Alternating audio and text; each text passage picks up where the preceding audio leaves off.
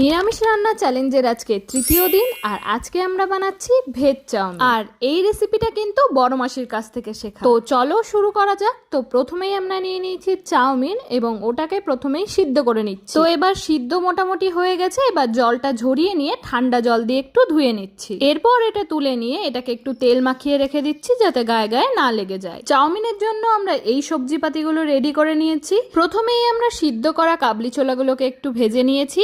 তারপর কড়াইয়ে তেল দিয়ে এবার আমরা পনিরগুলোকে একটু ভেজে নেব। একটু নেড়ে চেড়ে নিয়ে এবার আমরা দিয়ে দিচ্ছি লবণ।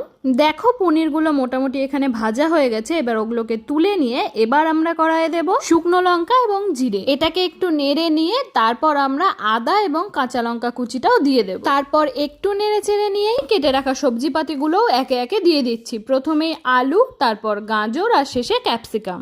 এবার এগুলোকে ভেজে নেওয়ার পালা। চলো ভাজা হতে হতে একটু গল্প করে নিই। পনির এবং কাবলি ছোলা দিয়ে চাউমিনটা আমরা প্রথম খেয়েছিলাম মাসির কাছে, এবং খেয়ে আমাদের এতই ভালো লেগেছিল যে দিদি মাসির কাছ থেকে রেসিপিটাও নিয়ে নিয়েছে। তো সেটাই আজকে তোমাদের সাথে শেয়ার করলাম। গল্প করার মাঝখানেই দেয়া হয়ে গেছে লবণ এবং গোলমরিচ গুঁড়ো।